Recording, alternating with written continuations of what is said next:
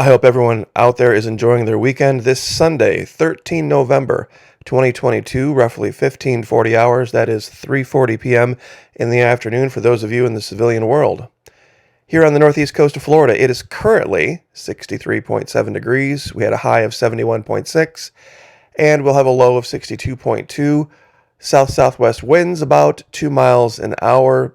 Barometer reading 30.02 inches of mercury and staying steady. We've had overcast skies and kind of a drizzly morning and afternoon, so nothing really to write home about. However, I always want to be diligent and be thankful to God every day above ground and breathing for sure, and say thank you as well to those of you who have joined us over at the Florida Maquis Patreon channel, where it's only $1 per month, where we can talk about things gloves off. And for those of you that are in Florida, that just means talking about things. You see, there's a very different paradigm that exists in the rest of the country. You have to be PC. There's certain things not even conservatives in the rest of the country can talk about. They just don't feel comfortable anymore. They've been brainwashed. Well, at the Florida Maquis Patreon channel, we talk like Floridians talk.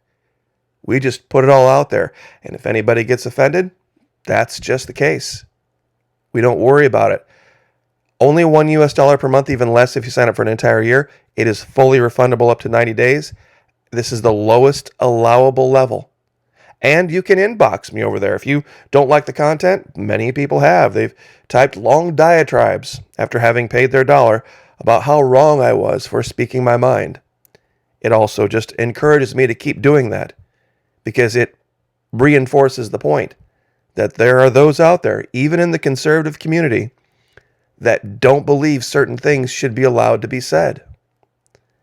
Now, in today's video, here, I have an explanation for what happened this past week, election week. Why the rest of the country, other than Florida, saw no red tsunami. They saw no red wave. The Democrats have retained control of the Senate, and it'll be just a little red ripple. But here in the state of Florida, it was a massive red tsunami. I'm sure a lot of people are scratching their heads. Why? Why in Florida? Why nowhere else? You see, I've made this allegation. Florida really does no longer subscribe to the vision of the world that the rest of the United States does. Some people have said we're maybe stuck in the past. Good. For whatever reason it is, we're a very, very different place. And the actual answer can be found in simple fractions. Now, full disclosure, when I was young and I was trying to learn this in grade school, I had an incredibly difficult time until my father sat me down one evening, one time, one-on-one, started from scratch, and I learned it from my dad. And after that, I can do them in my head. I can do huge fractions, long fractions, just in my head without having to write them down, because I learned it from my dad. I just wanted to give him that shout out, God rest his soul. But the idea of fractions, denominating things and numerating things. For those of you that aren't really up on the whole math thing, the denominator is the bottom half of the fraction, the number of parts in a whole. The numerator, the top half, the number of parts you have. The fraction is the whole thing. 20 of 57 is just a little bit more than 1/3 if you reduce it down. 20 of 60 would be 1/3, so 20 of 57 would be a little bit more. Now, what does this have to do with politics or anything else? This is going to be the hardest part to explain, so I'm going to try to say it slowly. Anybody who denominated themselves in a percentage of Trump lost. Florida Maquis, Trump's not a number. Imagine Trump equals the number 100. Now, if you denominated yourself in any number of Trump, you lost. You failed. For example, Liz Cheney denominated herself in 0 over 100 Trumps. If Trump was 100, she denominated herself as 0, and she lost. On the other side of the spectrum, Mehmet Oz got to where he was in the Pennsylvania race entirely on the endorsement of Donald Trump. He was 100 of 100 Trumps, and he still lost. You see, that was the key. If you denominated yourself in Trumps, you lost. It didn't matter what percentage of what you were.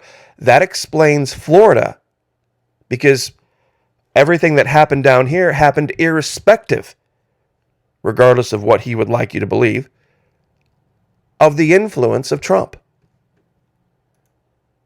0, 100 didn't matter. We had a different denominator in Florida other than Trump. Liberty and leaving us alone was the bottom number, which is what DeSantis stood for. Freedom and leaving us alone was the bottom number. What percentage of liberty and leaving us alone were you as a candidate? And if that's what you stood for, you succeeded. It wasn't percentages of DeSantis. He was the emblem of that. He was, of course, 100 of 100% of himself. And that's why he won this huge, massive, never-before-seen landslide in the state of Florida.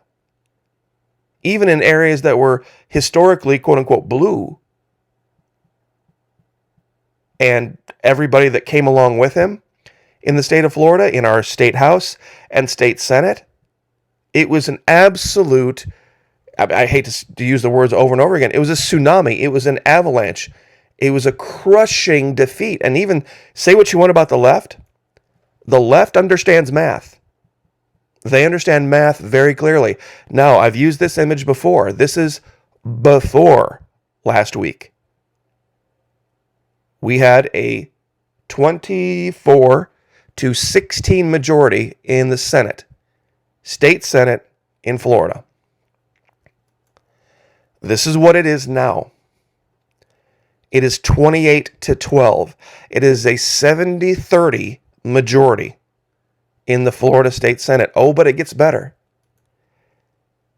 See, we had a 78-42 advantage in the Florida House of Representatives, which was one seat short of an 80 or 2/3 majority. One seat.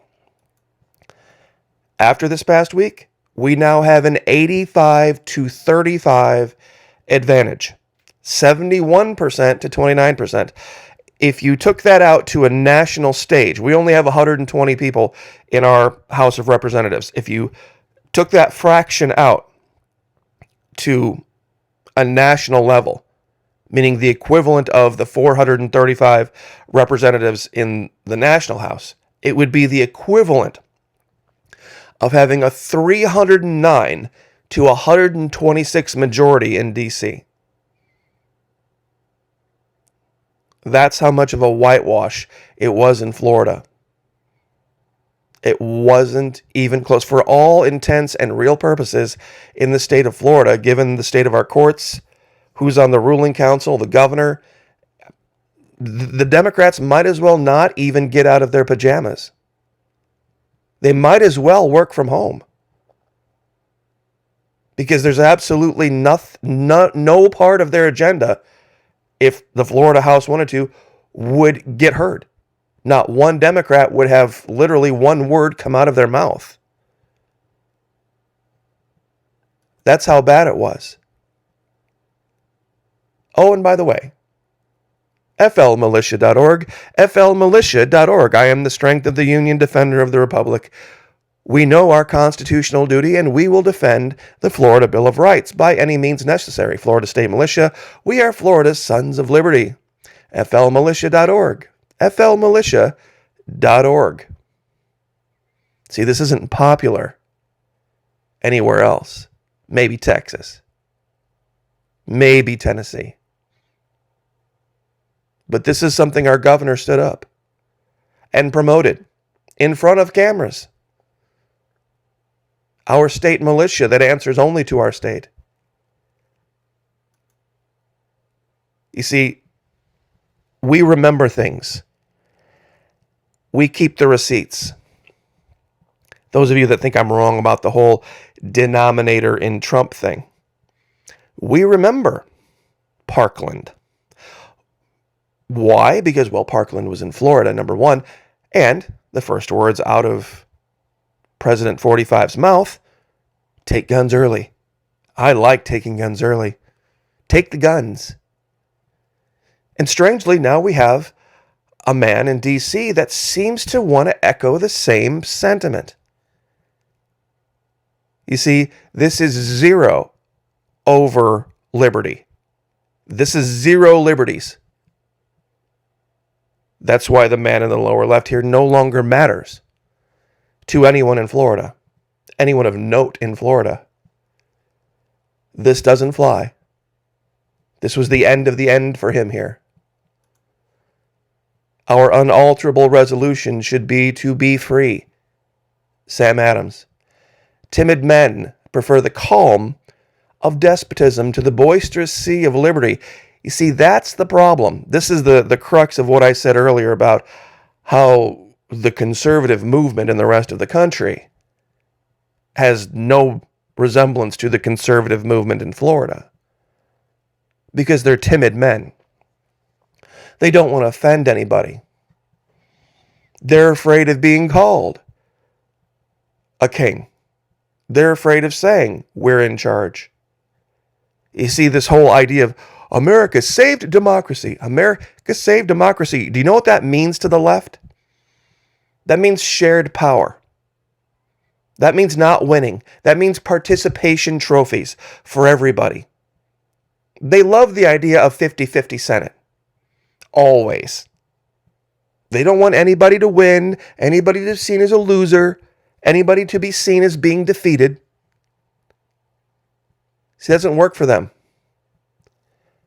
And they really don't like this idea. People need to be taught why America was founded, what the principles that made our country unique were. They need to be taught that our rights do not come from government. They come from God, God Almighty. Ron DeSantis. I guarantee you'll never hear President 45 say anything like this because he's already throwing temper tantrums that he, not God, was given the credit for what happened in Florida. See, I've thrown up images like this, and it really sets a lot of people off. And a lot of people laugh at it because they can see through it. You see, they know that you can go pretty much anywhere in Florida at any time of the year, anywhere, and you can walk around and see girls at the beach. That it's so particular here to some people, that it bothers some people, is the funny part, and it's illustrative. You see, this sometimes is what liberty means.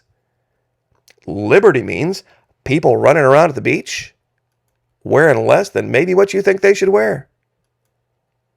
Maybe participating in activities you don't agree with and imbibing beverages that you think maybe they've had too much of.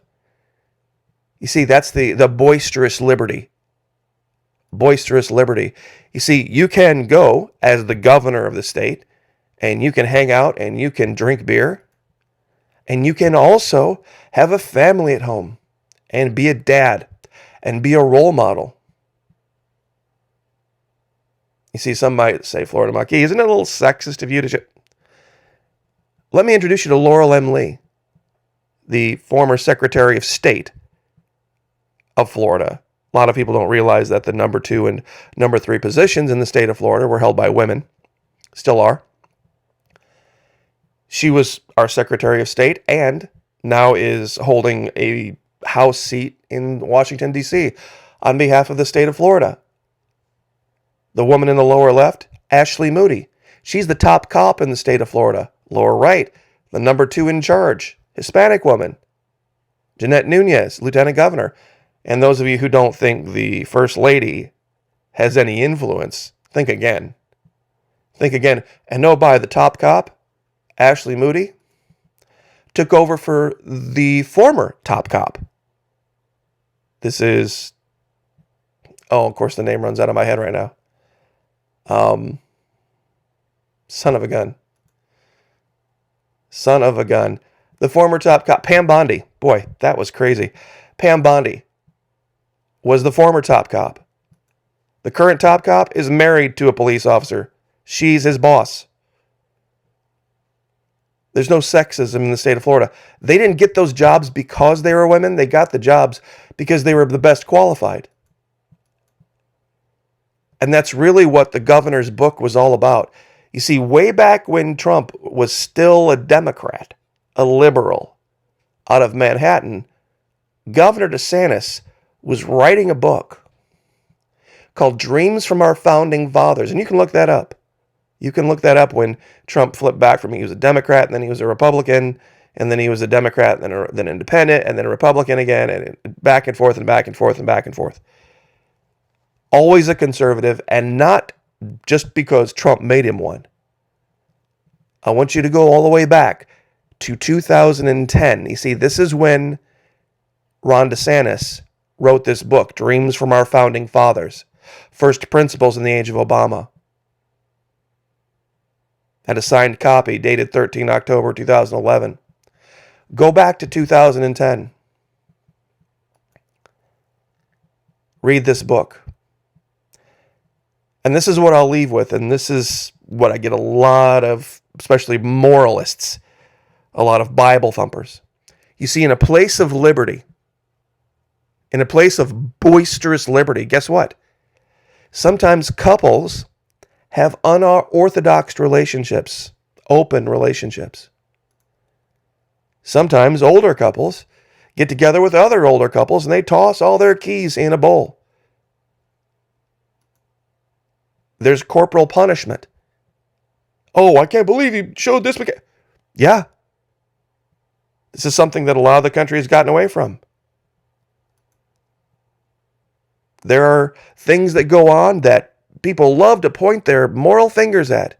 Every time I hear any comment down in the comment section speaking against this idea of women doing whatever they need to do to pay the bills, up to them, I think of the Wizard of Oz, the black and white version, the woman on the bike, the Wicked Witch of the West, and she's pedaling her little bike after she's taken the little dog away, and how high and mighty she feels after having stolen that little dog.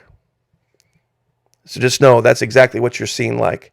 Those of you that love to copy and paste scriptures, never having walked a mile in anyone's shoes. Sometimes in a place of boisterous liberty, people make mistakes.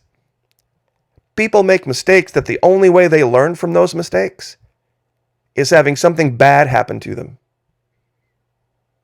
This is a scene, of course, from The Getaway.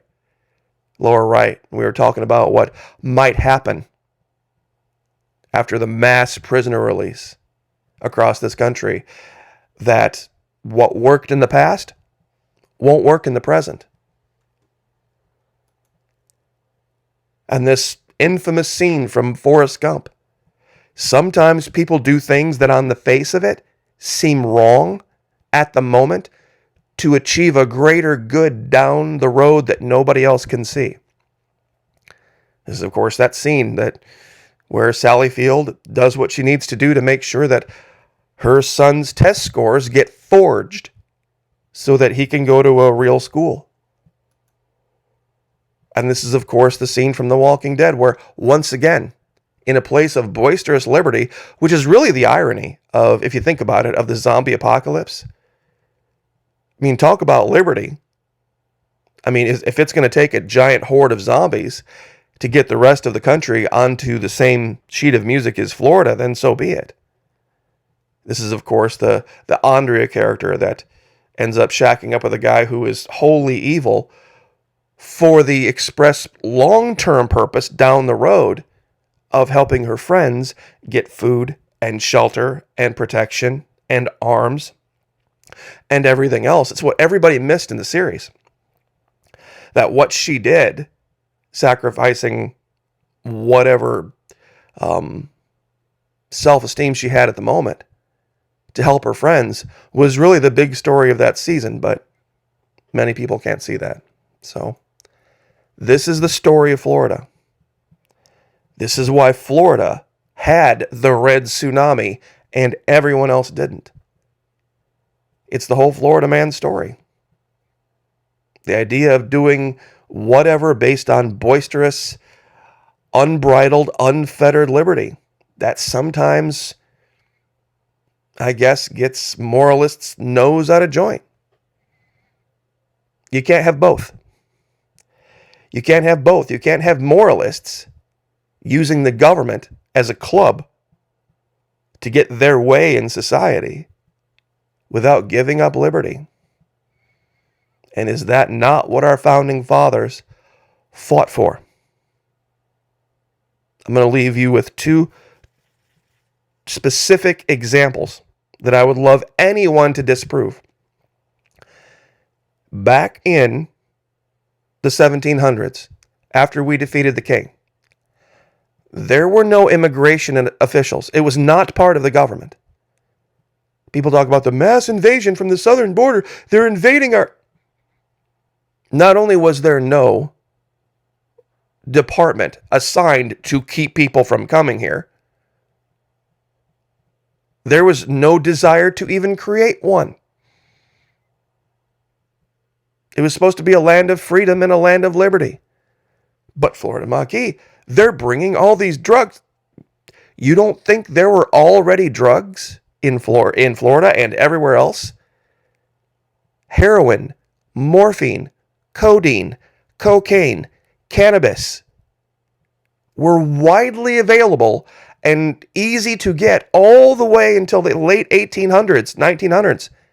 I've recommended people to go watch The Nick on Cinemax. They didn't care. They would have said, our founding fathers would have said, so what? If somebody uses drugs and they become, a drooling moron because of it, well, that's their choice. Is it not? So those of you on the right that want to talk about the invasion and the drugs and all this kind of stuff, think of what the founding fathers would have said about such things, about the government getting involved in such things that, I'm not for the use of it. I think it does create more drooling morons than anything else, but in a land of liberty, what would you have government do on your behalf? And why would you think it would be government's job? I'm all for local areas and local regions saying, okay, look, if we don't want a bunch of drug addicts in this area, we're going to, do what we can to keep them out. But the founding fathers were very, very suspicious of the federal government getting involved in such things. That's why they gave the police power to the states. See, all of these things that the right wants, the rest of the country wants, are right in line with what socialists want. Whatever the problem is, let's make sure we have the federal government solve it. When it needs to be solved locally and in the way that local people believe in, not anything mandated from DC. There were all sorts of things going on in this country after we defeated the king. That today, when you look back at, here's the last thing. The whole thing with Epstein and the woman that was jailed after he was convicted in Spain. Ghislaine Maxwell. Epstein and Maxwell. What they were doing, if they had been doing during the time of the founding fathers, would not have been seen as a crime. What they were doing, Epstein and Maxwell, were doing would not have been seen as a crime. It would have been seen as maybe something for local officials to look into. So all of these people, these founding fathers that everybody loves to stand up and say, this is what they wanted for our country. They wouldn't have gotten involved in immigration. They would not have gotten involved in drugs. They would have not gotten involved with Epstein. They would have done none of that. They would have just let it be. So please explain. Please explain. And I'll leave it there. God bless. Like, share, subscribe, and we'll see you guys next time.